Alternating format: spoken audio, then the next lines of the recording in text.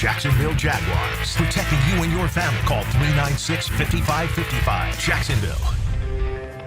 He's Hacker. Talk about a fried egg. I lasted about 5 minutes out there. I said, to heck with this. I'll do this in the morning. And I don't have any inside information. The lady that did it, she got in there.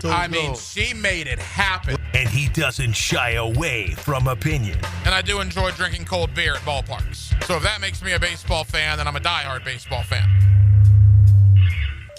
It's Hacker After Dark on 1010XL. And a very good Wednesday evening to you, Jacksonville. Hacker After Dark in for Blue, 1010XL, 92.5 FM with Dylan Denmark. The Hacker Ryan Green with you. Glad you are with us on NFL Schedule Release Day.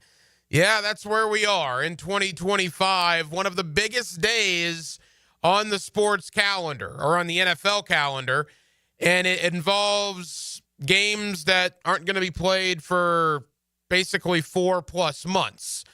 That is what the NFL has done to us in the society that we are in.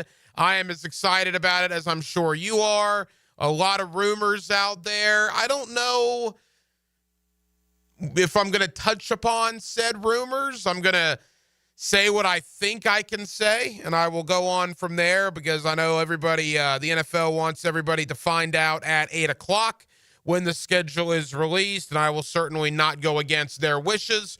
We already know who the Jaguars are playing. We know where the Jaguars are playing them. Tonight we find out when the Jaguars are playing them. So we will get into the schedule. That will be a big portion of tonight's program. Guest lineup tonight looks like this. Jordan Dejani of CBSSports.com. Jordan is an NFL guy for CBS Sports, but he focuses primarily on the AFC South. So I want to talk Travis Hunter.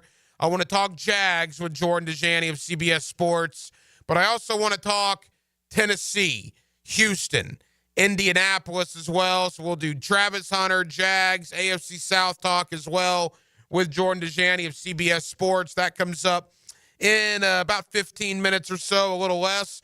Also, Dave Kluge of FootballGuys.com towards the top of the 7 o'clock hour. Dave Kluge does a great job covering the NFL and covering the fantasy aspect of football for FootballGuys.com. We'll talk Travis Hunter. We'll talk Jags offseason. But for you fantasy players out there, maybe your dynasty rookie drafts are going on, or you're getting ready to get into your redraft leagues coming up here in the next month or two.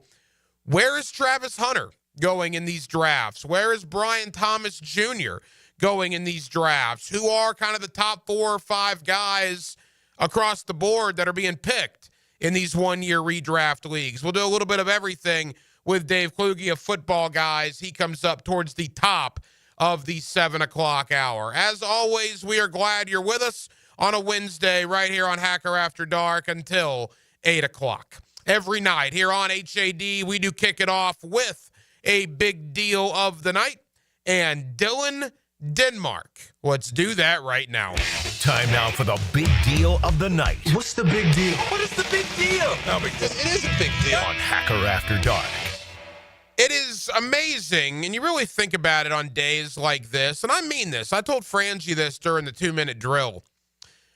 Maybe it was a big deal, and I just don't remember, although I don't believe it was to the extent that it is now. What this day on the NFL calendar has become. I don't know if it's because of social media. I don't know if it's because of all these teams that put out these really good, well-produced schedule release videos now. They almost try to outdo one another, which I'm sure we'll see a ton of them at 8 o'clock tonight across social media. But I don't remember 10 years ago, heck, 6, 7, 8 years ago, NFL schedule release day being what it is now. I mean, it's a huge day on the NFL calendar. NFL Network's doing hours of coverage tonight. ESPN is doing hours of coverage tonight about the schedule being released. If you ever have any doubts as to the power of the National Football League, just take a look at the last 2 months, 2.5 months. Not one game has been played, right? Not one. Yet, the NFL scouting combine, top of mind. Free agency, whew. Boy, that was something for about 72 hours. That's all anybody was talking about. The NFL draft, I sat either at my house or at a watering hole for hours on end watching people make announcements on a stage about draft picks that we won't even see play for 5 months.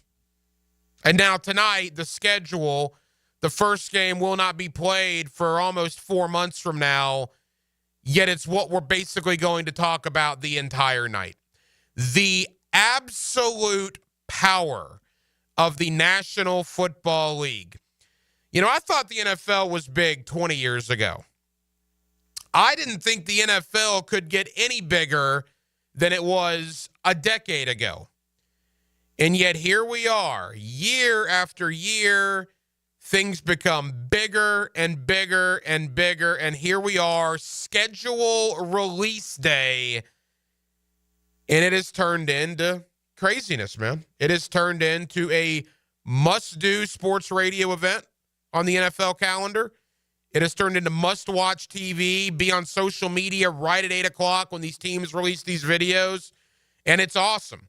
I'm not complaining about it. I'm just pointing out the absolute monopoly that the National Football League has on the sports world seems to get bigger every single year.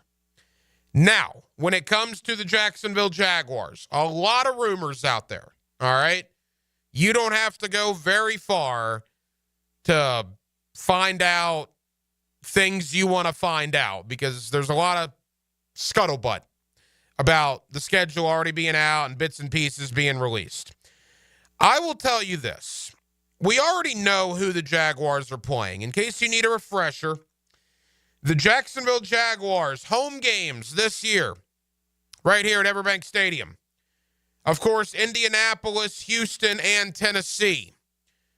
They will also play at home the Carolina Panthers, the New York Jets, the Seattle Seahawks, the Los Angeles Chargers, and the Kansas City Chiefs.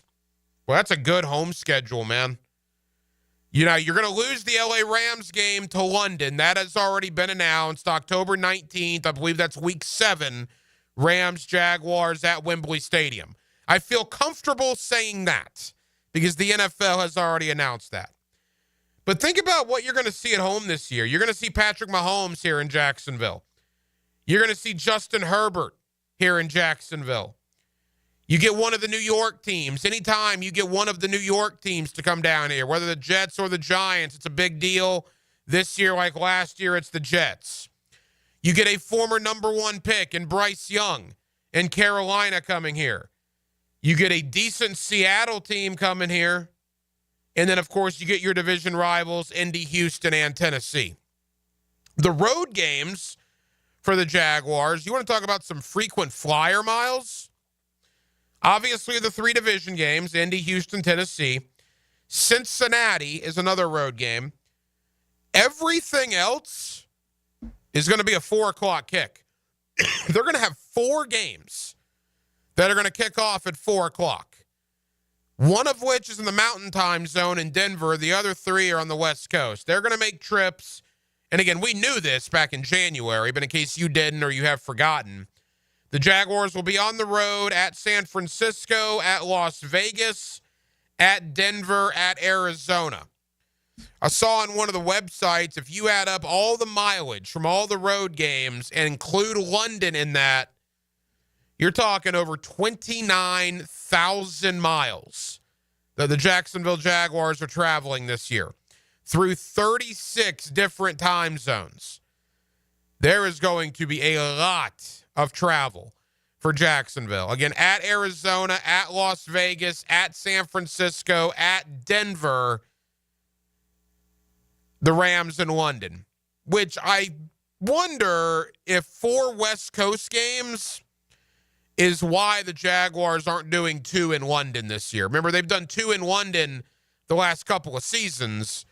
not doing that this year, and I wonder if it's because they got so many trips out west, the NFL didn't want to keep them in London for an extra week.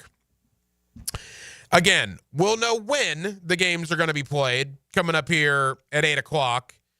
It's not hard to find if you search on social media. I'm not going to tell you because I don't want to get my hand smacked by any powers that be anywhere. So I'm going to leave the cat in the bag, at least for right now. You'll know soon enough. But it's a manageable schedule as far as opponents, but let's not kid ourselves. I mean, you're playing Joe Burrow. You're playing Kyler Murray. You're playing C.J. Stroud twice. You're playing Patrick Mahomes. You're playing Justin Herbert. You're playing Matthew Stafford. I mean, you're playing some good teams, man. There's no doubt about that. Some good teams. It's the NFL, right? Every schedule is going to be hard to a certain extent. It's going to be where these games are. When there were 16 games, I always took them in quarters. I always took them in fours. I still probably do that in a 17-game schedule. The first 4, the second 4, the third 4, and probably the final 5. You always look for cold weather games in late November and December. How many home games are you going to have in September where a team might have to come deal with the heat here in Jacksonville? There's a lot to figure out. There's a lot to discuss when the schedule officially does come out at 8 o'clock tonight. But just know that it's a manageable schedule, but don't kid yourself.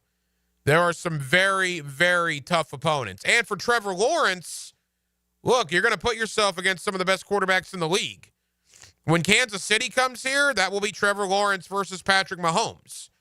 That's what will be built up to be. When the Chargers come here, same thing. Justin Herbert, Trevor Lawrence, a rematch of that playoff game that obviously people still talk about years later. I love the fact that James Gladstone and Liam Cohen go against their former team in the LA Rams over at Wembley Stadium in London. When Houston comes here, whether it's early in the year, middle of the year, or late in the year, boy, the build-up for that game, not only the return of Christian Kirk and Cam Robinson and I guess Ronald Darby, but the return of Azeez Al-Shire. Whew. What kind of reception is that guy going to get at Everbank Stadium? Will that game be early in the year? It'd be something if it was. I don't know when it's going to be exactly, but when Azeez Al-Shire comes back to Jacksonville, that will be something. So, again, R.J. Saunders will be on the air with Open Gym. He's on from 8 o'clock till 10 o'clock when the schedule officially is announced. I can neither confirm nor deny that I've seen the schedule, but it's not 8 o'clock yet. So we're only going to talk about what could be. And what could be are the games that we know are going to be played. We know where they're going to be played. We just have to find out when they're going to be played. Jordan Dejani, CBSSports.com. Jordan, like I said, does a great job with the NFL coverage on CBS Sports. He does a lot with the AFC South as well. He's based in Nashville. So I want to talk Jaguars. I want to talk Travis Hunter, certainly. But I want to spend some time on the Titans and Cam Ward. I want to spend some time on the Colts and their quarterback issues. I want to spend some time on the Texans. Many people think Houston maybe had the worst offseason in the NFL. Certainly in the conversation, right? Let's talk division. Let's talk Jags. Let's do a Jordan Dejani of CBS Sports. He comes up next on a Wednesday evening here in Northeast Florida. Hacker After Dark, in for Baloo. We're glad you're with us right here on 1010XL and on 92.5 FM. Where Jaguars football lives. And Jacksonville is taking the lead. Breathes. And roars. 1010XL. I'm Chris Campione. Auto accidents can leave you feeling lost and overwhelmed.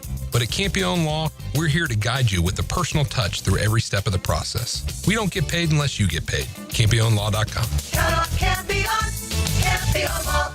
Here's Linda Beaver. Mayday, mayday, mayday. Come in, Linda. Over. We got a sea of new vehicles and they're priced so low they're rocking the boat.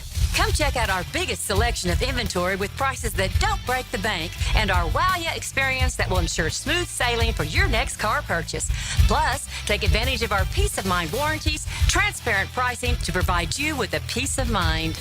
You better beat the surge and head to the all-new Beaver Toyota or Chevrolet for the car buying experience you deserve. Yo, E.T. here, and I need you to beat the heat this summer with cool escapes and non-stop fun in Clay County. Tackle indoor adventures head-on, throw axes at Live by Axe, or smash your stress away at Just Smash That. Then kick back with drinks, good food, and fandom vibes at Nakama Anime Bar or Leaderboard Arcade and Bar. Whether you're blowing off steam or just looking to chill, Clay County got your perfect indoor getaway. Find your cool at exploreclay.com. That's exploreclay.com. Daly's Dash is not only your Jaguars game day stop, but a great place to grab a meal any day of the week. To honor the Jags and the fans, we've crafted the Duval Sub. The Duval comes with freshly sliced turkey, ham, melted cheddar, and habanero jack cheese, topped with crisp lettuce, fresh tomatoes, and a double portion of our secret sauce, all served on a fresh roll. Come by your local's Daly's Dash today to get your delicious Duval Sub. Daly's is the official convenience store sponsor of the Jacksonville Jaguars. Get this. Joey and me were supposed to go to this concert next week, right? But then something terrible happened. Joey was driving without a seatbelt. But he didn't wreck. No, he got pulled over. Now Joey has to pay for a seatbelt ticket instead of a concert ticket, and I have to go by myself. How lame is that? So Joey, if you're out there, you're an idiot. Wear your seatbelt or you'll get a ticket. All across the country, cops are cracking down. Click it or ticket, day and night. Funded by the Florida Department of Transportation. Don't miss the Bari Breakdown with Dr. George Bari on XL Primetime, Wednesdays around 3:20 for the latest in sports injuries. From all the big names in the game, who's MIA, who's coming back from injury. Dr. George Bari on XL Primetime, Wednesdays at 3:20. Hey everybody, it's Mike Dempsey, and I only like to recommend the best, which is why I'm proud to say that I chose Pella Windows and Doors for my own home. And now's a great time to upgrade your home with 0% financing for 60 months. That's 5 years of interest-free payments on the best windows and doors in the business. Don't wait. Schedule a free consultation at PellaJacks.com or visit their showroom on Phillips Highway just north of Bay Meadows. For quality you can trust and savings you can't miss, that's Pella Windows and Doors. A lot of companies will tell you they're the best. At Custom Tree Surgeons, they show you every time. Custom Tree Surgeons has built an all-pro team. Every tree service professional has years of experience, continually trained and certified. They know what, when, and how to handle any job. It gets done efficiently and quickly by a team of experts. So for tree trimming, removal, stump grinding, and emergency services, forget any name other than Custom Tree Surgeons. There is no job they can't do better. Go to website CustomTreeSurgeons.com. That's CustomTreeSurgeons.com, and let them show you how the job is supposed to get done. One thing that separates Beard's Diamonds from those other jewelry stores at the town center, no one's paid on commission. Nobody at Beard's is on commission. That's more of your corporate stores that pay commission. Beard's owner, John Lupo, says that means no pressure, no hidden agenda, no extra markups. And you're getting a better deal. You're not paying the corporate commission. You're not paying the salesperson's commission. If they're paying their salespeople commission, you're starting off in the hole. And that's why you feel like a number at most jewelry stores, because it's all about making the sale, but not at Beard's. Because it's a corporate atmosphere and they want to sell you what they want to sell you. We're here to sell you what you want. Our salespeople can do whatever they want to make sure that the customer is happy. So relax. At Beard's Diamonds, they have all the things you want, like quality education, selection, warranties, and none of the stuff you don't want, like pressure and tacked on commissions. Nobody's making an extra 5 or 10% on Beard's customers. Beard's Diamonds, the town center's only locally owned jeweler. We sell better merchandise, better product for less money, guaranteed. Thanks for calling Discover. This is Nia. Hi, Nia. It's Jennifer. Did you know that Discover automatically doubles all the cash back you've earned at the end of your first year? Yeah, I work here. Okay. I was just double checking. Get it? Because Discover automatically doubles all the cash back you've earned at the end of your first year? Oh, you get me, Nia. You could say that I double get you. I guess we've taken it too far. You earn, we match. Discover Cashback Match. See terms at discover.com/credit card. Plumbing problems? AC not blowing? Septic tank doing whatever septic tanks do? Don't call 3 different companies and play contractor roulette. Just call Duck Duck Rooter. We handle plumbing, septic, and air conditioning all under one roof. That's one call, one company, and one bill that won't give you a heart attack. For fast, reliable, and slightly ducky service, call 904-862-6769 or waddle over to duckduckrooter.com. When you're stuck, call the Duck. Jacksonville, Hickens calling it. Checkmate Coatings, my MVP. Tough, slick floors that dominate any space. Checkmate Coatings, your floor's missing piece. 1010XL is presented by Farah and Farah, exclusive injury law firm of the Jacksonville Jaguars. Protecting you and your family. Call 396-5555. Jacksonville. Now, another great guest on the Checkmate Coatings phone line. Hello. Your floor's missing piece. Back here on 1010XL at 92.5 FM in the city of Jacksonville, your home for the Jacksonville Jaguars, and we are glad you are with us. Rookie minicamp in the rearview mirror. OTAs for the Jaguars begin next week, and we are about a month away from the mandatory veteran minicamp. Let's look back at Travis Hunter, the draft class, and really how this whole offseason has come together here for the Jaguars with Jordan Dejani. CBSSports.com does a terrific job covering the National Football League, and Jordan's always kind enough to join us here on 1010XL. Jordan, it's been a little while, man. How are you?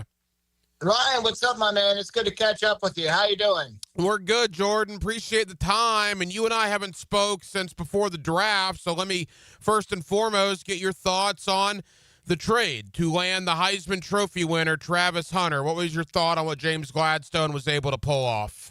I was shocked. I think that Travis Hunter was the best player in this entire class, regardless of position.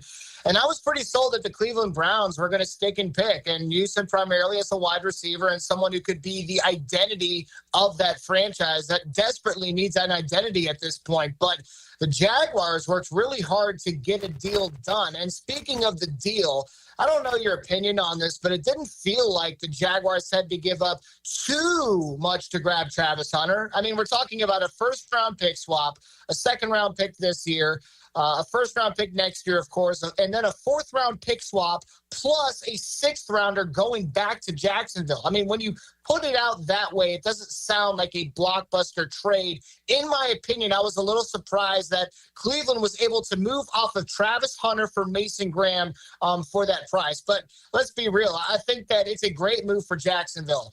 I thought it was a little weird with James Gladstone in his comments at the press conference, how Travis Hunter embodies pushing the boundaries and being a figure that puts belief into every human soul. But he is that kind of sensational player, and I'm excited to see what he looks like with this team. No, I agree with the trade. I didn't understand the national narrative that the Browns pulled a coup over Jacksonville. I mean, it's going to come down to that first-round pick next year, Jordan. The bottom line is Jacksonville thinks they're better than 4-13, and if they're competing for a wild card spot, or dare I say, if they compete to win a bad AFC South, and that pick is in the high teens or low to mid-20s, I think the narrative on that trade will change drastically next year.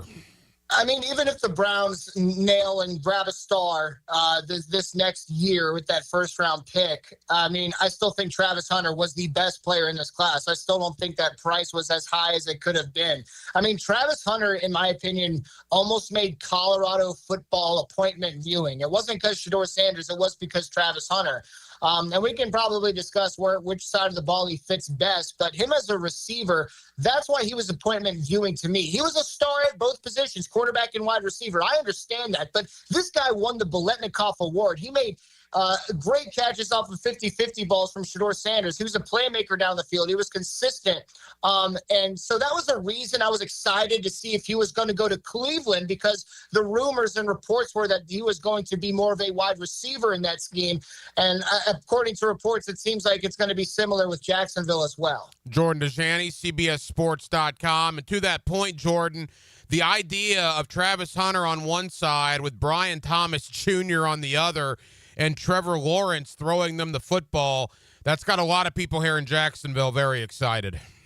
As it should be. I mean, Brian Thomas Jr. was one of the best wide receivers in football last year. And again, he was a rookie. So having Travis Hunter, who is another versatile chess piece that Liam Cohen absolutely has to be excited about. You obviously got De'Ami Brown in free agency as well. If that offensive line can protect Trevor Lawrence and he can stay upright and he can stay healthy, there's a lot of reason to be optimistic about the Jaguars moving forward. Jordan, you've covered the league for a while, man. What does it say about a 34-year-old general manager, a 39-year-old head coach, literally their first time at bat, the first draft pick they're ever going to make as members of the Jaguar organization, to pull a trade off like that and to swing for the fence? Right. I mean, when you hire these kind of young decision makers, whether it be a general manager or head coach, when you do both at the same time, it's really about a franchise searching for identity. You know, we talked about that earlier in the interview. The Jaguars are searching for an identity that can be built on consistency, but also with some aggressiveness as well. And that's what we saw with James Gladstone with, again, his first pick ever in being a general manager at this level. It's exciting. I can understand why fans would get excited about it. And I'm sure that it's a skill set and a mindset of his that he really sold the Jaguars owner on as well in that job interview. So it's exciting and it's a reason to be optimistic about the franchise moving forward. But keep in mind, these decisions are really tough. And just because you can be happy about it right now doesn't mean it's always going to pay dividends in the future. But I understand being optimistic about the new offensive mindset that Jacksonville has entering 2025. Jordan, I want to look around the AFC South with you. Final Jaguar-related question.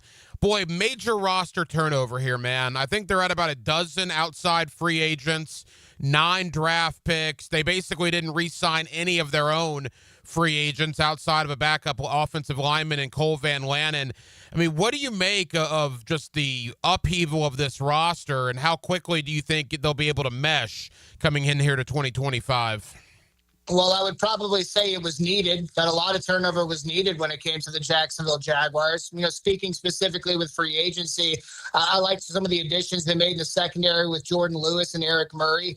Maybe they overpaid a little bit for the offensive lineman who will probably play center with Robert Hainsey. The contract for De'Ami Brown, the wide receiver from Washington, absolutely floored me. I thought that was one of the more confusing contracts given in free agency. But where my mind really goes when it comes to the turnover regarding the roster in Jacksonville has to be the offensive line, right? I think the Jaguars added 6 offensive linemen this season. We know what Patrick McCarry is in terms of being solid. I already addressed Robert Hainsey. Wyatt Milam could maybe move inside, and Jonah Monheim, the other rookie, has positional flexibility as well. So if Anton Harrison and Walker Little can play better, or maybe I should say be more consistent, that's really going to help this offense and this team at large. Couple of more for Jordan Dejani of CBSSports.com. Jordan covers the NFL, but he focuses a lot on the AFC South. So let's start with the Tennessee Titans. Cam Ward, obviously it's all about him. Tennessee gave Dan Moore pretty big money in free agency, Kevin Zeitler as well, but they were relatively quiet outside of that. What is your thought on what the Titans were able to do this offseason?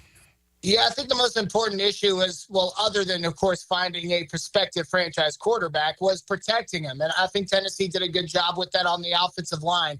Now, I'm not exactly excited about the Dan Moore Jr. contract, but moving J.C. Latham over to the right side where this regime believes he'll be more comfortable is a thing you can argue for. And then adding the offensive guard, the veteran Kevin Zeitler, there's no argument to be made that this Titans offensive line is absolutely improved, and that's going to pay immediate dividends in my mind. Now, when it comes to the draft, it's kind of interesting because it seems like most national pundits believe the Titans had one of the best drafts of any team in the NFL. I think I disagree a little bit. I'm not as high on this Titans draft class as a lot of people are. You talk about Oladejo, the edge player from UCLA. I did not foresee him going number 52 overall, despite him having a relatively high ceiling. The wide receivers they drafted with DK from Florida and Io Manor from Stanford. They're big, long striders that add some speed on the perimeter, but they also dealt with some drops as well. They added a couple of defensive backs, or just one defensive defensive back, and Marcus Harris from Cal. So I thought it was a solid class. It's not about competing for a Super Bowl when it comes to the worst team in the NFL, of course. It's about establishing the identity that this new general manager wants for this team to have. So I guess you could argue the Titans did a solid job with that. Jordan, as far as the Indianapolis Colts go, look, roster-wise, they're pretty good across the board. They spent money in free agency, brought in Tre'Davious Ward, Cam Bynum. I mean, I like what they've done. But the problem is we don't know what they're going to do at quarterback. I think they got a full-blown controversy on their hands for what they paid Daniel Jones. And I got to be honest, Jordan, I think at the end of the day, Daniel Jones is going to win that starting spot. I mean, what's your thought there? Yeah, well, I'll say, first of all, in free agency, I love that the Colts went out there and got Cameron Bynum and Charvarius Ward. I feel like the Colts secondary has been a major issue over the past few seasons, and it's good to see this regime finally address that issue. I think it's going to help a lot when it comes to where this team wants to be in terms of competing. But you make a great point. It's all about the quarterback, and we don't know who's going to be playing quarterback for this team or how good they're going to be. Now, I think it's funny you bring it up because I think most people actually lean towards Daniel Jones as being the favorite to win this competition. He got some decent money to join this roster. And listen, I believe it's going to be a legitimate quarterback competition, but I think that the general manager and the head coach do view Daniel Jones as the favorite to win this job. And one of the most important moves that the Colts made this offseason is drafting Tyler Warren, the tight end out of Penn State, at number 14 overall, because a versatile security blanket like that can be a quarterback's best friend. What the Colts are looking for moving forward, whether it's Anthony Richardson or more likely Daniel Jones, is just more consistency at that quarterback position because they believe they have the offensive structure, the running backs, the weapons, all of that in place to be better than they have been in previous years. Final moments, Jordan Dejani, CBSSports.com. Let's end with Houston. By all accounts, Jordan, and talking to a lot of your colleagues nationally, Houston's offseason is not well looked upon. Look, they replaced Laramie Tunsil with Cam Robinson. All right, that's all you really need to say at left tackle. I mean, what's your thought on what the Texans did this offseason? Yeah, I mean, you have to be super worried about the offensive line. Losing Laramie Tunsil, one of the best left tackles in the NFL, is not going to help you. And then what compounds upon the issue itself is that the offensive line was probably the biggest issue that Houston wanted to address this offseason. And it feels like they got worse as a whole at that position group. And protecting C.J. Stroud and giving him time to throw is how you're going to go from competing to contending. Now, I think I still view the Texans as probably the favorite in the AFC South. I like some of the things they did, trading for C.J. Gardner-Johnson being one of them. I thought their draft was very interesting. Adding Jaden Higgins, the big-bodied wide receiver from Iowa State, his teammate Jalen Noel as well. I think the Texans are still going to be that team that makes the playoffs, but again, when it comes to their ceiling and them actually being some kind of Super Bowl sleeper, it's hard to say that right now, especially with them having a new offensive coordinator. So what I'm excited to see when it comes to the Houston Texans is how different is this offense going to look and how much is it going to help C.J. Stroud? Jordan, it's the middle portion of May. We won't hold you to it. We'll hopefully have you on a couple of more times, obviously, before the season opener in September. But as it stands right now, 1-4 in the AFC South, how do you see it as OTAs are set to begin? Yeah, I would say the Texans at 1. Number 2, I might lean towards the Indianapolis Colts. Number 3 is going to be the Jaguars at worst. You can make the argument for them being 2. And right now, I'd still have to have the Titans at number 4. They obviously have a lot of work to do. We don't know if Cam Ward is going to look like Caleb Williams or Jaden Daniels, but obviously there's reason for optimism in Nashville, but there's just no way I can have them at number 3 or number 2 after what happened in 2024. Jordan, tell the good folks here in Jacksonville, man, CBSSports.com, what you have coming out on the website in the coming days and weeks. Yeah, well, we, of course, have the schedule release, which we're going to be breaking down in great detail. Check me out at CBSSports.com. The last name is spelled Dajani, and CBS Sports, of course, is, in my opinion, my unbiased opinion, the best place to digest all of your NFL information. So, once again, thanks so much for having me on your show. He's one of our favorites, Jordan Dejani, CBSSports.com. Jordan, I know you're busy. Thank you for the time, buddy. We'll do it again soon. Absolutely. Thank you. The race is on. They're side by side. It's NASCAR's All-Star Race at North Wilkesboro Speedway, Sunday night. Brought to you by the Plumbers and Pipefitters Local Union 234. From the station with the most horsepower, 1010XL. Okay, for this Cannons of Jacksonville commercial, we need an idea to really come out with a bang. Like having a guy shot out of a cannon. Nah, too messy. In fact, Cannons is known for all your towing needs. So like my car won't start. No. Towing products. Cannons does custom welding fabrication and installation of trailer hitches, goosenecks, tow bars, truck racks. So you might say Cannons is my best shot at finding that inventory in stock? Boom. You said it. Visit cannonsofjacks.com. Spring and summer are coming. Will your pool deck be ready? Don't Slip Deck Coatings of Jacksonville has you covered. Their multi-layered slip-resistant coatings come in a variety of colors, adding safety, durability, and style to your outdoor spaces. Plus, they offer slip-resistant solutions for inside your home, too. Long-lasting, affordable, and built to protect your family. Don't wait. Call today for a free quote, 904-466-1839, and follow Don't Slip Jacks on Facebook and Instagram. Right now, they're on their way to disrupt your life, make you uncomfortable, and rob you. Don't bother calling the police. They can't help. That's right. Summer heat and humidity are about to attack North Florida again. You know what to do. Call Mike Merritt. Mike Merritt's Heating and Air has a license to chill. When heat and humidity are attacking you, Mike Merritt provides a comfortable chill at a bargain price. Mike has been keeping North Florida comfortable for 30 years. Mike Merritt technicians are never paid commissions, meaning you'll never be pressured to buy something you don't need. And Mike Merritt knows cooling issues can arise anytime. They don't just happen during business hours. So Mike Merritt never charges overtime fees. When you need us, we're here for you. Remember, in the fight against heat and humidity, Mike Merritt has a license to chill. Visit merrittair.com. Florida license number CACO 50384.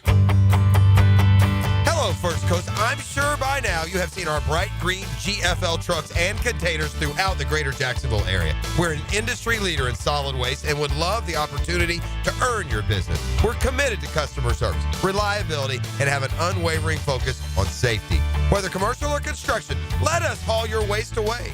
Call 904-760-5880 to get a quote today from GFL, Green for Life. Get more Gators on the Gator Bites podcast presented by Southeast Orthopedic Specialists with new episodes every Friday. Subscribe and listen by searching for 1010XL's Gator Bites podcast wherever you find podcasts and at 1010XL.com. Hey folks, Rick Ballou here for John's Auto. They've been a staple in Jacksonville going all the way back to 1985. At John's Auto, they service all makes, all models, cars, trucks, diesel, you name it. They do it, whether it's routine maintenance or a complete engine overhaul. Call John's Auto on Arlington Road. That's 904-743-3857 or go to johnsautomotivejacks.com. Is an injury keeping you on the sidelines? Whether it's your shoulder, neck, back, knee, wrist, or ankle, don't let pain hold you back any longer. At Injury Care Centers, they offer the same high-tech treatments trusted by the pros to supercharge your recovery without surgery. The road to recovery starts the moment you pick up the phone. 904-783-0008. That's 904-783-0008. Injury care starts at Injury Care Centers. Pizza to Tea here, and Twin Peaks is the best in the game. Here it's bigger game days and bolder fight nights. I mean, where else can you find the scratch kitchen that comes through in the clutch every day, from lunch to late night? Only at Twin Peaks, the #1 sports bar. Come on, somebody. I'm with Greg from Cycles of Jacksonville. You're on-road, you're off-road, now you're on the water. Greg, tell everybody what Coach and Honda is offering in the form of boats. We've got the Honda boat, which is a great runabout fisherman. We've got the Coach boats that are fantastic for getting out with a family. Nice lay-down beds, all with that legendary Honda motor on them. Check them all out. They're waiting for you. You can see how you can be on the water with Honda or with Coach Pontoon Boats. Cycles of Jacksonville on Atlantic near Regency. Mark Watson here to tell you a little bit about hardballcreative.com. It's your online promo haven with thousands of ideas on how to promote your company. We're open 24/7, 365. Hardball Creative. Hardball does it all. 1010XL is presented by Farah and Farah, exclusive injury law firm of the Jacksonville Jaguars. Protecting you and your family. Call 396-5555. Jacksonville. Hacker After Dark on 1010XL. Yes, it is. Hacker After Dark, 1010XL, 92.5 FM, in for Baloo all week. RJ Saunders follows us at 8 o'clock till 10 o'clock with Open Gym. They'll have the schedule release for you. Comes out at 8 o'clock tonight. The Jaguars will know when they're going to play their games. Of course, they already know who. They already know where. The big question now is when. The Jaguars did make a move today. Quentin Morris, a tight end from Buffalo, signs with Jacksonville. 26 years old, a one-year deal. 6'2", 252 pounds. Primarily a blocking tight end.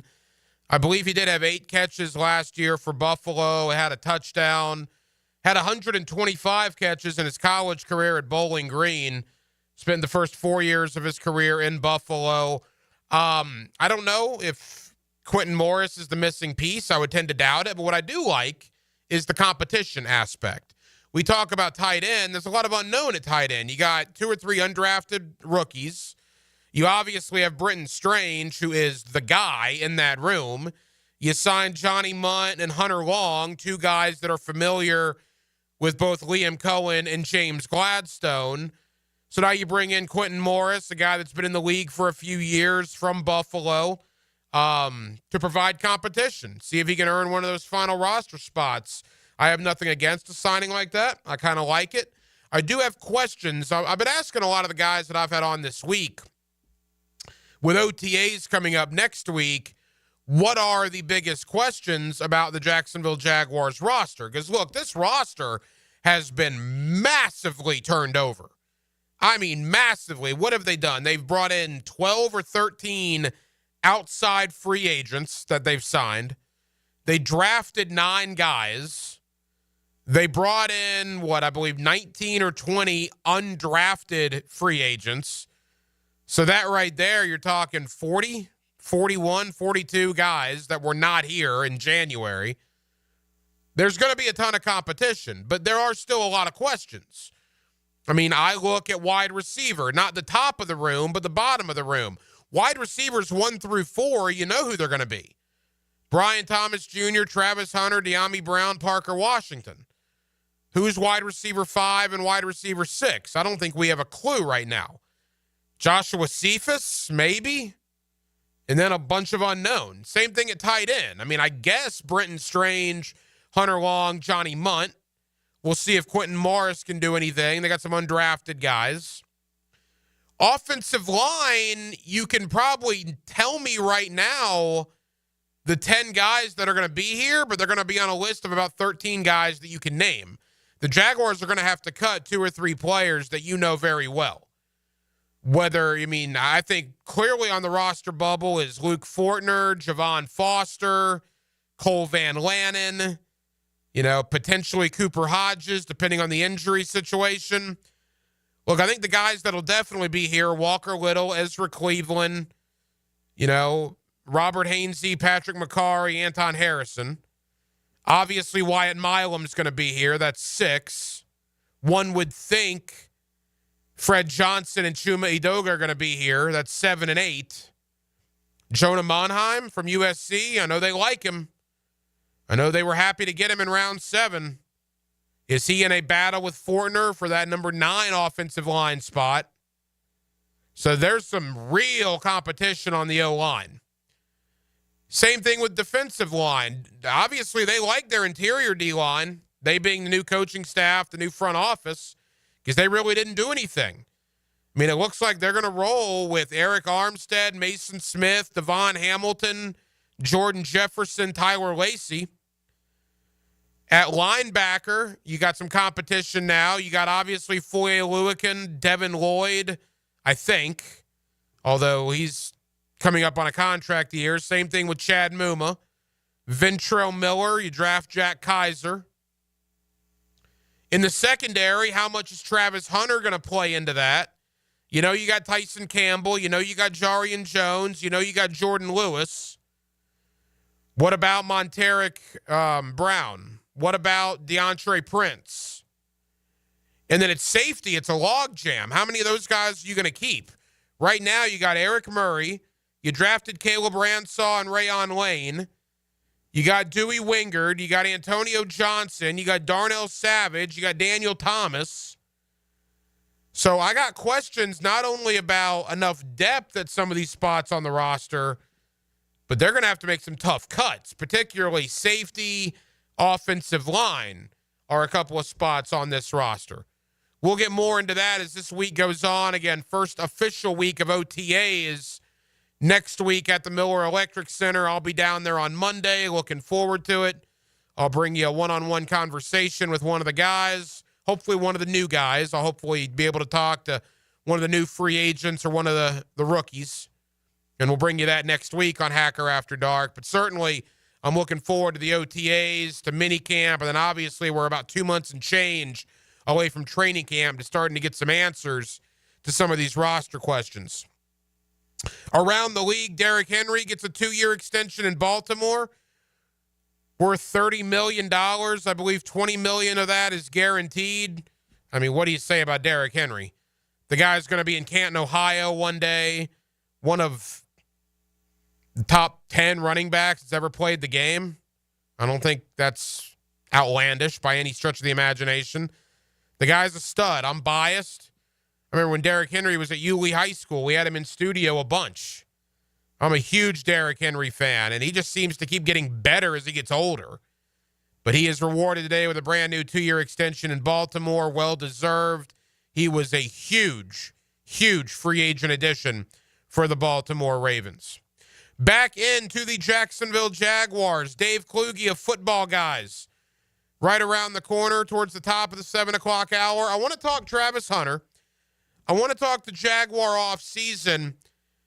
But Football Guys, Dave Kluge does NFL coverage for them, but he also, I mean, if you're familiar with Football Guys, they lean more towards the fantasy football side of things. I know a lot of you are starting to get into leagues, thinking about getting into leagues. What about Travis Hunter?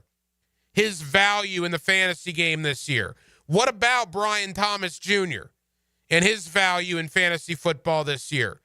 If you're in one of those redraft leagues, 1-year startup leagues, who are the top 4 or 5 guys that are going? Drafts are going on every day now that the NFL draft has concluded. We'll do some Travis Hunter talk. We'll do some Jaguar talk. And we'll do a little bit, just a little bit, of Jaguar-related fantasy football talk. Dave Kluge, footballguys.com, joins me next on a Wednesday evening here in Jacksonville with Dylan Denmark, the hacker Ryan Green with you. Jacksonville, we're glad you're with us. Hacker After Dark, 1010XL and 92.5 FM. I'm Brad Keselowski. Brad Keselowski, he wins. And you're listening to 1010XL, Jack Sports Radio.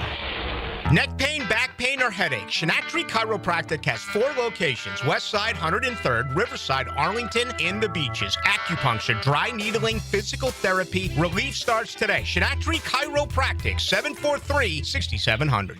When the unexpected happens, you shouldn't have to face it alone. I'm Chris Campione, and at Campione Law, we're here to fight for you. Whether it's an auto accident or a slip and fall, our Jacksonville team takes care of every detail, from investigating the incident to securing multi-million-dollar verdicts, so you can focus on getting better. And remember, you don't pay a dime unless we win your case. Our commitment is 24/7, bringing you the real support from real people who really care. Campione Law, your dedicated partners in justice. Visit CampioneLaw.com. Count on Campione, Campione Law. When it comes to your utility bill, JEA wants to help you use less so you can save more. We offer a variety of free programs, like efficiency and irrigation assessments that'll teach you ways to conserve energy and water around your home.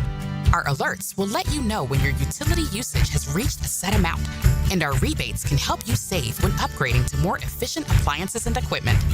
Find even more ways to save at JEA.com.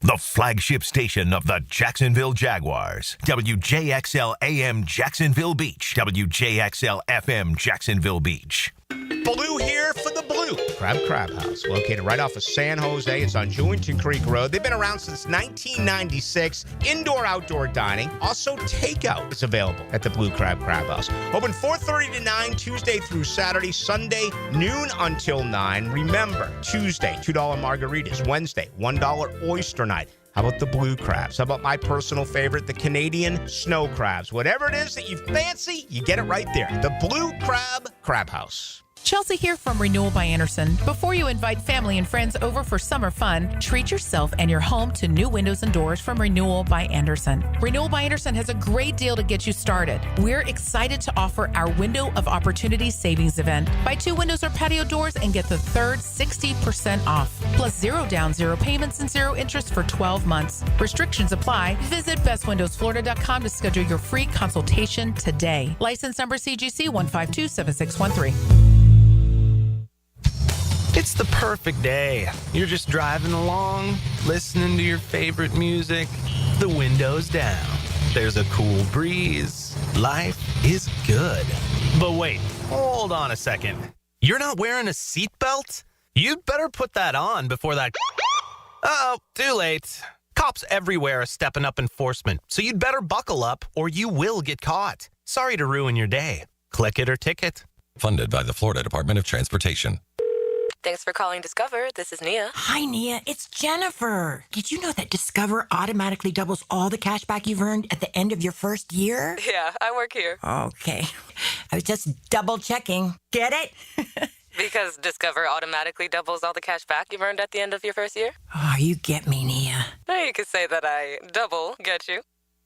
I guess we've taken it too far. You earn, we match. Discover Cashback Match. See terms at discover.com/creditcard.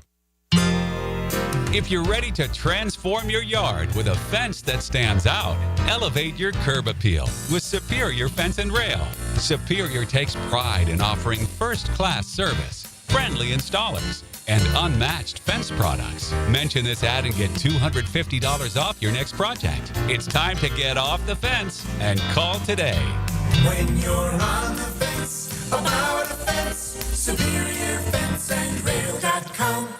This Saturday, Navy Mutual would like to salute all men and women that serve in our armed forces. In 1949, President Truman designated the third Saturday in May as Armed Forces Day due to the unification of all 5 branches of our military into the Department of Defense. Committed to the mission. At Navy Mutual, we're committed to providing high-quality life insurance to members of the military and their families. Because at Navy Mutual, our highest commitment is to you.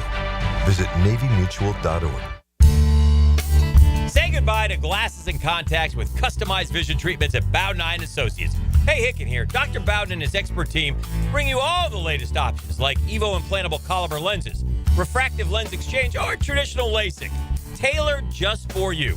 Imagine waking up to clear vision. No hassle, no fuss. You ready to see the difference? Call now or visit BowdenEye.com for a free screening.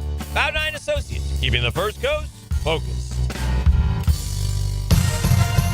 Instant Keys. You don't have to go to the dealer. Instant Keys comes to you. Instant Keys saves the day if you have lost or broken keys. They can program new keys and remotes for nearly every make and model of vehicle at a fraction of the dealership cost. Fast, honest, and reliable locksmith service. Call 722-1111. Instant Keys. Instant Keys. You don't have to go to the dealer. Instant Keys comes to you. Have you got concrete or asphalt rubble piling up? Arcosa Crushed Concrete will pay you for it and recycle it. They're just minutes from Everbank Stadium on Talleyrand. Call Arcosa Crushed Concrete and get paid for what you don't need. ArcosaCrushedConcrete.com. 1010XL is presented by Farah & Farah, exclusive injury law firm of the Jacksonville Jaguars. Protecting you and your family. Call 396-5555. Jacksonville. Now, another great guest on the Checkmate Coatings phone line. Hello. Your floor's missing piece. Back here on 1010XL and 92.5 FM in the city of Jacksonville, your home for the Jacksonville Jaguars, and we are glad you are with us. OTAs on the horizon for Jacksonville. We're about a month away from mandatory veteran minicamp and just over 2 months away from the start of training camp. Dave Kluge, a football guy, is always kind enough to join us here on 1010XL in Jacksonville. Dave, it's been a little while, man. How are you?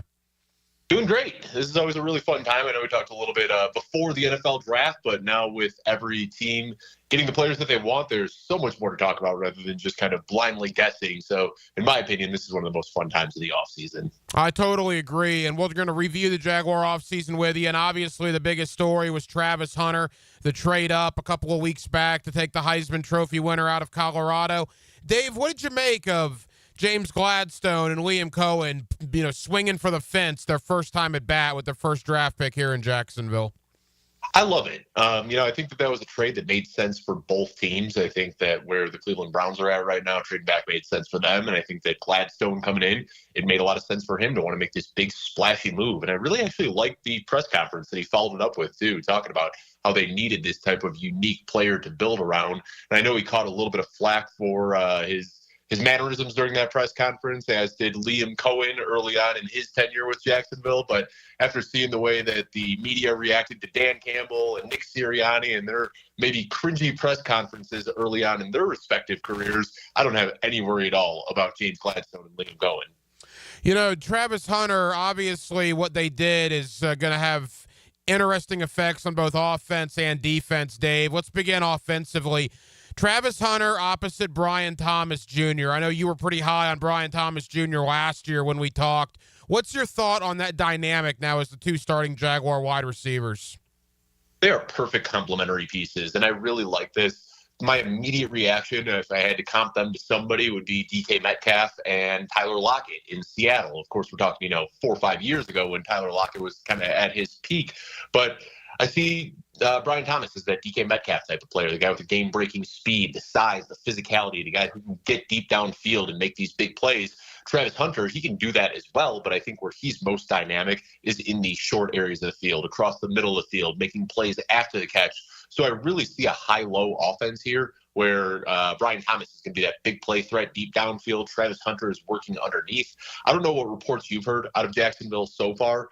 You might have a better read on this situation than I do. But when I look at what Travis Hunter did in college, I think that he'd be more impactful as a wide receiver coming in occasionally on nickel and dime formations when they need an extra quarterback. But I think that he would be best suited as a primary receiver who gets the occasional snaps at DB. Dave Kluge of Football Guys. Yeah, I think that's where it's ultimately going to land, Dave, at least at the beginning. And when you factor in the other skill positions on offense, they signed De'Ami Brown from Washington. They released Evan Ingram, so now it's Brenton Strange at the tight end position. As of right now, you got Travis Etienne and Tank Bigsby. Of course, they did draft 2 running backs, Bashal Tootin and LaQuint Allen. Outside of BTJ and Hunter, how do you assess the other skill position talent here? I really like Brenton Strange. He seems like he was a forgotten guy in a pretty deep tight end class a couple of years ago, but a round 2 pick who stepped up and was basically a 1-to-1 replacement for what Evan Ingram did when Evan Ingram had to miss some time last year. I think that's why they were comfortable moving on. But I think that Brenton Strange at this point in his career brings some athleticism that Evan Ingram may not have had. And Evan Ingram was great for the offense that they were running. But now I think with Liam Cohen, we're going to see somebody who's going to play a little bit more out of the slot, a guy that they want to get a little bit more vertical, and Brenton Strange can do that. So looking at right now, De'Ami Brown showed some flashes early in his career, and we like what we see in Parker Washington. But I think Brenton Strange is going to be third on the team in total targets. And I think that he's going to be a player who's going to be on the field close to, if not 100% of the snaps. This backfield, though, is really, really interesting because Travis Etienne is obviously the first-round pick that people are excited about. But, that was 3 head coaches and a GM ago. So, the regime that went out and drafted Travis Etienne in the first round isn't there any longer. We saw some big promise from Tank Bigsby last year. And you mentioned the running backs drafted. LaQuint Allen is kind of a pass-catching special at this point. But Bashal Tootin is a player that I am really excited about. And if you look at what Liam Cohen did with the backfield last year in Tampa Bay, he was willing to ride the hot hand. We saw Sean Tucker have a huge week. We saw Bucky Irving break out and kind of push Rashad White to the back burner.